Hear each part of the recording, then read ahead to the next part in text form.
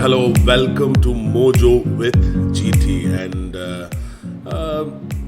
just to start with a saying that is a day without learning is a day wasted. And that is how life goes as humans. And we have to just keep learning in life. And that is one thing which is going to keep you going in life. And every day you learn one different thing.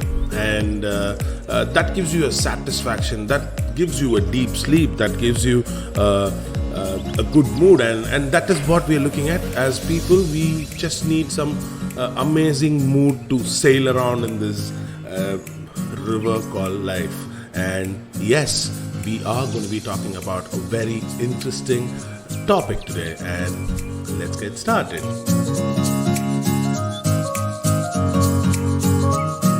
So today we are going to be talking about fear.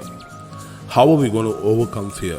Like, fear is one of the most powerful emotions which stays with us throughout, and it creates a very strong effect in our mind and body. So when you look at fear, this plays a major role in life, and if we know how to control it, and basically these fears were kind of an instinct which was inbuilt to us, where when we touch the fire, it's going to be hot, and the next time we're not going to go next to it, we're going to be little away because we have a little fire that it could do something to us, right? This is just a natural response. It is just the natural response to the threat we get.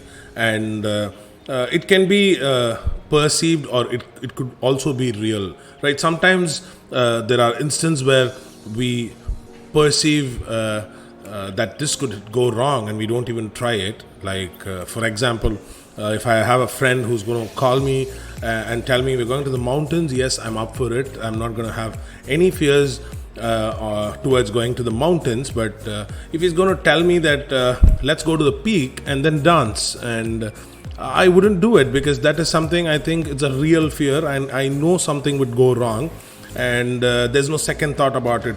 Just play with these type of fears and not with the perceived fears, because the perceived fears are the fears which are putting us down at this point in time.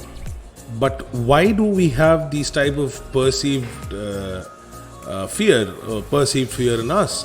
Because, like, our ancestors who actually faced a lot of danger in their life, because they were living in the forests, they were among the animals, and they didn't have a proper place and all that. But today, in the modern living, we have everything, and we are in a very safe place, and we should be thankful for that. And I think this point in time, following this particular, we have actually lost a lot of things, where there are beautiful things our ancestors created, and we've just never taken care of it. I think everybody is just holding it with them. Everybody's got their fears, where the fear starts playing their whole life, and that shouldn't be the case.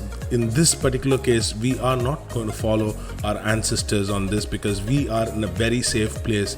And yes, so with the story of the day, and today we're going to be talking about a billionaire, and this person, he started his career, and he slowly grew up the ladder, and he was a person who already owns 3,000 plus crores, and he was great at business, and he lived a very sophisticated life, and he had everything he wanted.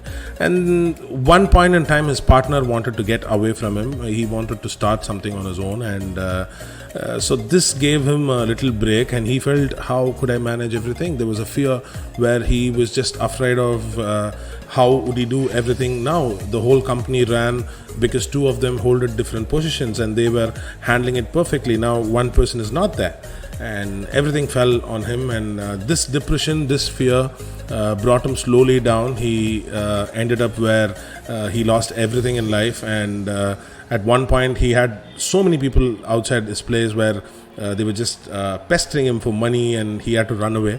So this person, he lost everything now, and he slowly went just walking, and he found a park. So this park, he just went, sat there, and he saw an old man by the wheelchair, and he was just smiling at him. The old man was smiling at him, and so he just went next to him. So the old man asked him what was the reason. He looked sad, and the next minute he said, "This was my story. I had everything with me, and somewhere this fear brought me completely down, and this is where I am." And the next minute the old man just laughed at him, and he said, "I know how difficult it is to be an entrepreneur, and you've gone through a lot of hurdles, and me being a very successful person, I just wanted to help you now." And the old man gave him a check for 500 crores, and he said, "Start whatever you want and right away do it, and you don't have to give this money right now. Whenever you feel you've earned it, then you should get back to me and give me the money, and that's what I expect from you." And he had a very beautiful smile, and this guy, he got all motivated. He just went back home. He went back home and said to his family that everything is going to be sorted, somebody has given me money and all that. And on the night when this gentleman was just sitting and thinking about what to start, the first thing he thought was not to use the check, and he just framed the check and kept it in his house. And he decided, somebody has believed me that I'm going to do this, I'm going to excel in whatever I'm going to do, and he's also given me what it takes to start, right? You have 500 crores in hand, you can do anything, right? This guy was all motivated, but he decided not to take the check, and he folded the check in a frame, and it was just kept like that. And he started just working, putting all his effort to get back to normal, and it took 4 years. And 4 years later, he did what he could, and he was back in track. He already holded a company worth 1,000 crores, and all this work went. This guy got back he sorted most of his problem, but still he is not taking the check. And one day he decides to return the check to the old man and also try to give him a little more money. So this guy takes the check from the frame, and he wants to go tell his wife that today is the day. I'm going to give this to the gentleman who supported, and I'm out of all my fears now, and I'm all well, so I'm just going to go meet him. So he goes there, he goes to the park and finds this old man in a wheelchair again. After 4 years, he goes to him and he was like, "Sir, I don't know what to say. I've never used your check at all, but I've still come back because your motivation make me think, because I don't even know you and you've given me this money, and this has changed my life completely. So now I've come here to give you this check, as well as give you some more money, which I think I earned, and it's like a gift I wanted to give you." And suddenly there was a woman a little away from the wheelchair, an old lady, who just came in, and he said, "Did this guy even give you a check?" And this guy was like, "Yeah, he gave me a check before 4 years. Yes, I know. He has been giving checks like this to everybody in the park, and I am his maid. Even I've not been paid. This guy is a poor guy. He lost his whole business.